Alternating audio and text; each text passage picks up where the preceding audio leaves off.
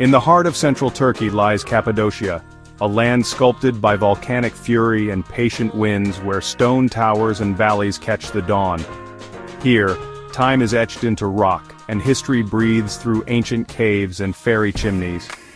This is a place where nature and humanity are forever intertwined, shrouded in mystery and wonder.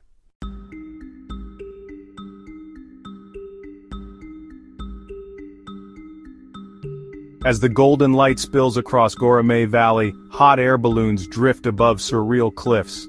Yet, Cappadocia's true marvel lies beneath, an ancient world carved into stone, hidden below the surface. Here, history and mystery intertwine, inviting us to journey beyond the horizon.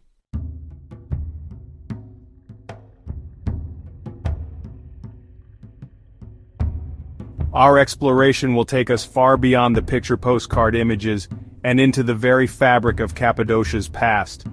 We will descend into the earth to follow the footsteps of those who came before, seeking to understand why they chose to disappear from the world above. This is a story of survival, a narrative driven by the primal human need for safety in a world fraught with danger. From the earliest empires to periods of intense religious persecution, the people of this region repeatedly turned to the ground beneath their feet as their ultimate sanctuary, their last line of defense against the turbulent currents of history that swept across the Anatolian plateau.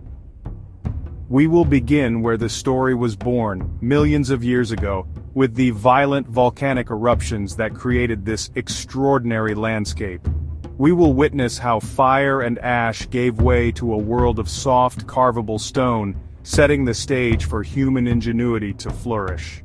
Then we will delve into the era of the great empires, uncovering the shadowy presence of the Hittites, who first recognized the strategic potential of this terrain. They were the pioneers of underground living, not for peace, but for the brutal necessities of war and concealment, establishing a tradition that would define the region for centuries to come. Following the fall of ancient powers, we will trace the arrival of a new faith that would forever change the destiny of Cappadocia. We will enter the hidden world of the early Christians, who fled Roman persecution to find solace in these remote valleys. Here, they did more than just hide. They created vast, self-sustaining cities deep underground, complete with churches, schools, and stables. These were not mere shelters but thriving communities of faith, their devotion immortalized in the stunning frescoes that still adorn the walls of their rock-cut churches, their colors glowing softly in the darkness. Our journey through time will continue through the Byzantine Golden Age, the arrival of the Seljuk Turks, and the slow blending of cultures that turned Cappadocia into a vital crossroads on the Silk Road. Finally, we will arrive in the modern era, witnessing the stunning rediscovery of these lost subterranean worlds and their recognition as a treasure of humanity. Today, as we prepare to dive into the forgotten history of one of the most enigmatic places on Earth, we seek to understand the spirit that drove generations to carve their existence into stone, leaving behind a legacy that continues to mystify and inspire.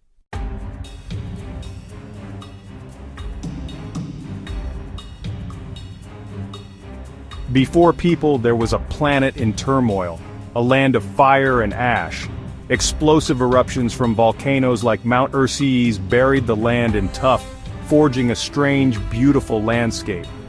This violent genesis became Cappadocia's foundation, its fairy chimneys, hidden cities, and stories of survival all born from chaos, now a symbol of shelter and peace.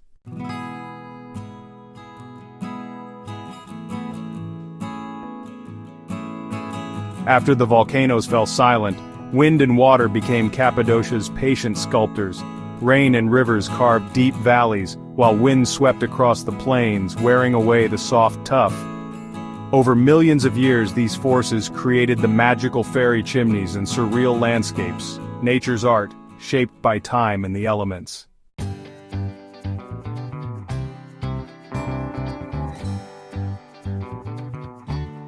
For the first humans in these valleys, the landscape was both intimidating and intriguing. They discovered the soft volcanic tuff could be carved with simple tools. The earth itself became their home. Shelter was abundant, waiting to be shaped.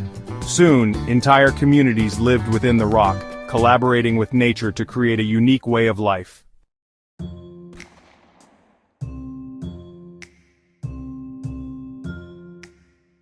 In Cappadocia, people carved homes into soft volcanic rock, then tunneled deeper, creating hidden chambers and entire underground cities. These secret worlds offered safety from invaders, transforming the landscape into a dual realm: sunlit valleys above, sanctuary below. Ingenious ventilation shafts, stone doors, and planned tunnels made these settlements secure and enduring. Human ingenuity turned a natural wonder into a lasting sanctuary.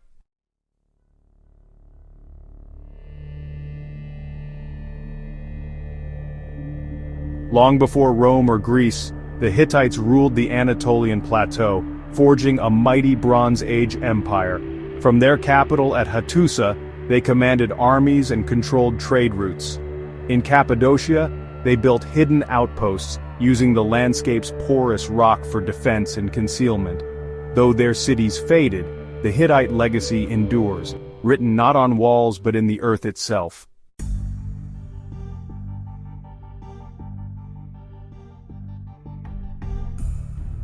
The Hittites pioneered Cappadocia's underground world, carving secure chambers in soft, tough rock for military defense and storage. These early tunnels, simple yet ingenious, protected grain, water, and weapons from enemies. Their legacy, rolling stone doors and hidden passages, became the foundation for centuries of subterranean architecture in the region.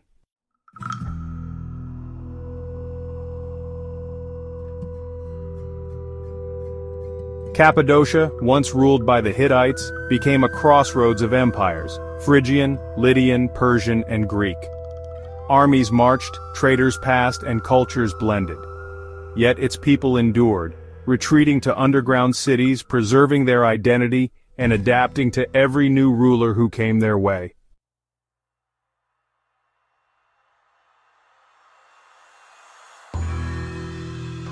Across the Anatolian plains, Cappadocia's kingdoms rose and fell, forging a unique blend of cultures and traditions. Their capital, Mazaka, now Kayseri, was the heart of their realm, while underground cities offered refuge and resilience. Here, East met West, and Cappadocia became a crossroads of ideas, gods, and languages. Though Rome absorbed the kingdom, the echoes of lost kingdoms and survival endure in Cappadocia's stones.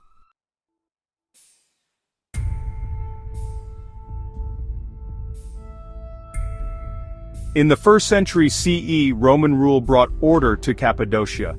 But beneath the surface, a new faith, Christianity, spread quietly along trade routes, offering hope to the oppressed. Facing persecution, believers found refuge in Cappadocia's hidden valleys where their faith endured in secret.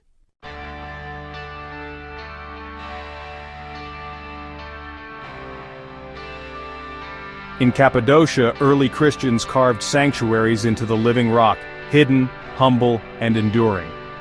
These stone chambers became their churches, schools, and homes, a testament to faith and resilience. Every cross and altar etched in stone was an act of defiance, transforming the landscape into a lasting legacy of devotion.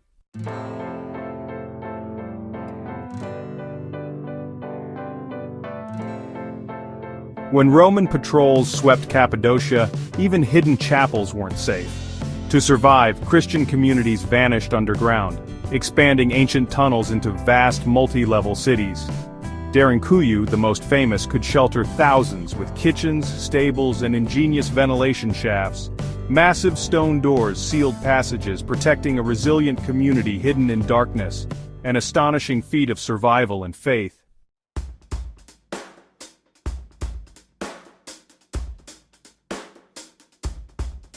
The genius of the Cappadocian Christians did not end with the construction of individual underground cities. They understood that isolated strongholds could still be besieged and starved out. Their ultimate security lay in creating an interconnected system, a secret web of communication and mutual support that spanned the entire region. It is believed that many of these subterranean settlements were linked by a network of hidden tunnels, some stretching for miles. These passages, often just large enough for a single person to crawl through, formed a clandestine highway beneath the earth, allowing people, information and supplies to move between cities without ever surfacing. This underground network represented the pinnacle of their defensive strategy. If one city was discovered and attacked, its inhabitants would not be trapped. They could use the rolling stone doors to block the main passages, buying precious time while a silent evacuation began through the secret tunnels leading to a neighboring city. This system turned the entire Cappadocian underground into a single, massive, decentralized fortress. An invading Roman legion might successfully capture the entrance to one city, only to find its lower levels mysteriously empty, its people having vanished into the rock itself. It was a ghost network, never seen by Roman eyes and impossible to map from the surface. This network was a logistical masterpiece, a testament to the incredible foresight and collaborative effort of thousands of people over many generations. The sheer amount of labor required to excavate not only the cities but also the miles of connecting tunnels is almost impossible to comprehend. It speaks to a level of social cohesion and shared purpose that is rarely seen in history. This was a community that literally moved mountains, or rather, moved through them, chipping away at the stone day by day, year by year, driven by the conviction that their survival depended on it. The underground world was their shared secret, a sacred trust that bound them all together. In the end, this extraordinary feat of engineering and faith allowed Christianity to endure in Cappadocia through the darkest periods of persecution. While communities in other parts of the empire were decimated, the church here survived, protected within its subterranean fortress. When the Roman Empire finally embraced Christianity in the 4th century, the people of Cappadocia could emerge from the darkness, their faith intact and their communities whole. The secret Christian resistance had succeeded. Their underground cities and hidden churches were no longer just shelters, they were monuments to the unyielding power of human hope in the face of oppression.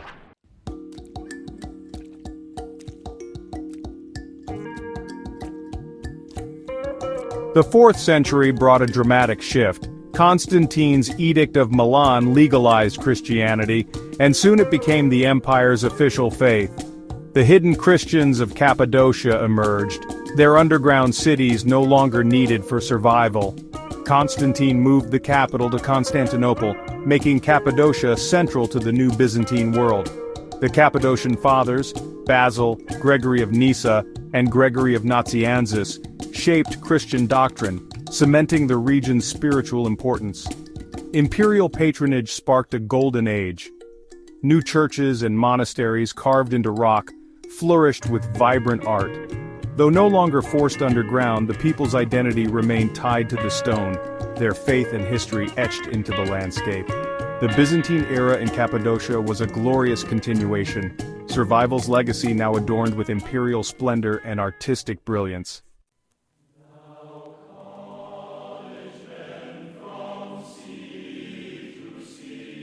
Byzantine peace unleashed a wave of artistic creation. Frescoes turned cave churches into vibrant storybooks for the faithful. These icons, painted by monks and artisans, were more than decoration. They were windows to the divine, teaching the Gospels through color and symbol. Churches like Tokali Kilisi and Karanli Kilisa became masterpieces, their frescoes surviving centuries in the cool darkness. The art's vivid colors and soulful eyes conveyed spiritual intensity, not realism. In torchlight, these icons glowed with hope and identity, connecting Cappadocia to the Orthodox world. Amid uncertainty, the frescoes offered stability, a visual declaration of faith and resilience. Even as threats loomed, the painted saints watched over the valleys, their silent prayers echoing through time.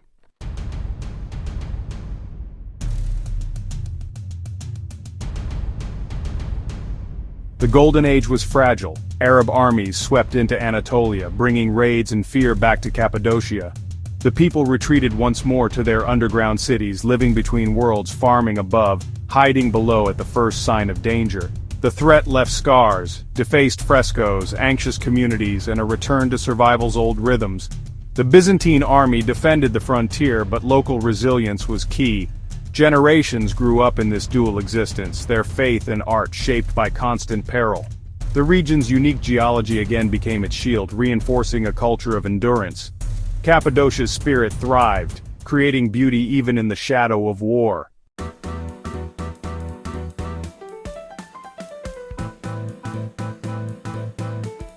After centuries of conflict, a new power arrived, the Seljuk Turks, who settled Anatolia after the Battle of Manzikert. Unlike earlier raiders, the Seljuks stayed, bringing new language, traditions, and Sufi-influenced Islam. For Cappadocia's Christians, it was a time of uncertainty, but not destruction. The Seljuks often governed with tolerance, allowing Christian communities to persist in their rock-cut homes. A slow blending of cultures began, architecture, art, and daily life intertwined. The underground cities now sheltered a minority, adapting to life under new rulers. Survival meant coexistence, as Cappadocia's identity evolved in a changing world.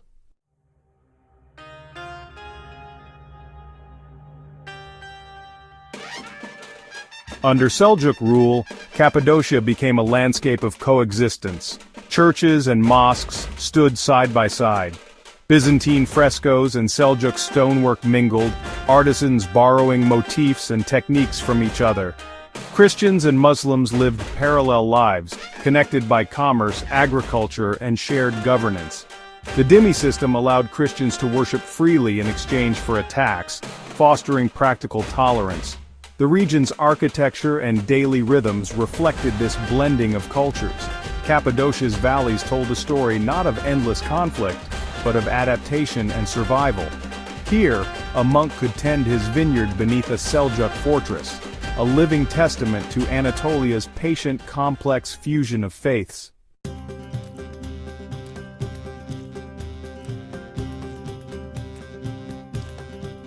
The Seljuks were not only skilled warriors and administrators, they were also master promoters of trade. They understood that the prosperity of their new kingdom depended on securing and revitalizing the ancient trade routes that crossed Anatolia, including the legendary Silk Road. To facilitate this, they launched a massive public works project, building a network of fortified roadside inns known as caravanserais. These magnificent structures were built roughly a day's journey apart, providing safe havens for merchants, travelers, their animals, and their precious cargo. They were the motels and service stations of the medieval world, architectural marvels designed to foster commerce and project the power and hospitality of the Seljuk state. These caravanserais were more than just fortified shelters, they were vibrant, cosmopolitan hubs of cultural exchange. Within their thick stone walls, a traveler could find a small mosque, a bathhouse, workshops for repairs, and stables for hundreds of camels and horses. Here, merchants from every corner of the known world would gather. A Christian Armenian silk trader might share a meal with a Persian Muslim carrying spices, while a Jewish financier from Constantinople negotiated with a Turkish nomad selling carpets. They exchanged not only goods but also stories, ideas, technologies, and news from distant lands. The caravanserai was a microcosm of the interconnected medieval world. Cappadocia, situated at a critical junction of these trade routes, became home to several of these impressive structures, such as the famous Sarihan, or Yellow Caravanserai. These inns welcomed travelers of all faiths and backgrounds without prejudice. The primary concern was not a traveler's religion, but their ability to conduct business. This fostered an atmosphere of pragmatic tolerance and commercial diplomacy. For the local people of Cappadocia, these caravanserais provided new economic opportunities, connecting their agricultural products and local crafts to a vast international market. The inns became a bridge between the isolated rock-cut villages and the bustling multicultural world of the Silk Road. The caravanserais represent the peak of cultural blending in Cappadocia. They were spaces where East literally met West, where Christian met Muslim not on the battlefield but in the marketplace.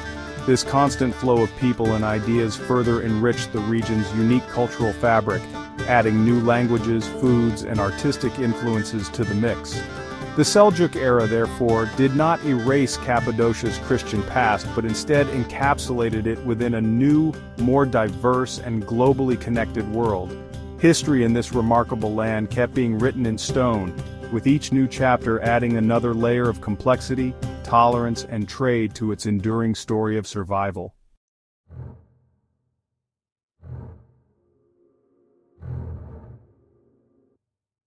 For centuries, Cappadocia's vast underground cities were lost to history, sealed and forgotten beneath the fairy chimneys. In 1963, a local man renovating his home in Derinkuyu accidentally broke through a wall, unveiling a hidden world. The discovery stunned the world, revealing a labyrinth of ancient cities beneath the earth, and reigniting the magic and mystery of Cappadocia.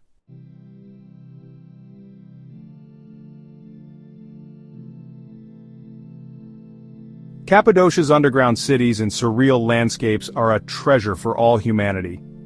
UNESCO's World Heritage recognition in 1985 brought global attention, sparking careful preservation and a tourism boom. Today, millions visit to explore ancient wonders, while local communities and conservationists work together to protect this living museum for generations to come. I've seen a lot of change, been through a lot of pain. In Cappadocia, history is alive. Sleep in ancient cave hotels, dine in rock-cut restaurants, and wander through mysterious valleys. Every step connects you to centuries of stories and secrets still hidden beneath the earth. Here, the past and present blend, inviting you to become part of its living history.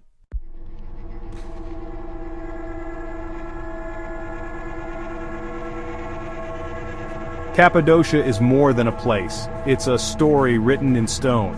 Forged by volcanic fire, shaped by wind and water, and given soul by humanity, its landscape is a testament to resilience, faith, and creativity. Every cave, tunnel, and painting is a verse in this epic, still unfolding today.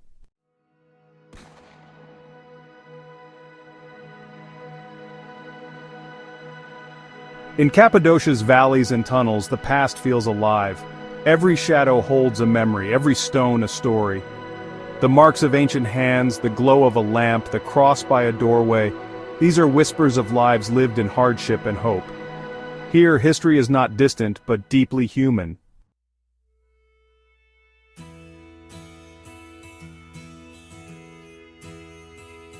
In Cappadocia, the earth itself seems to remember. Its rocks hold stories of fire, faith, and resilience, echoes of ancient empires, prayers, and artistry carved in stone. Here, every stone has a voice, every shadow a memory. This is the land where the earth remembers.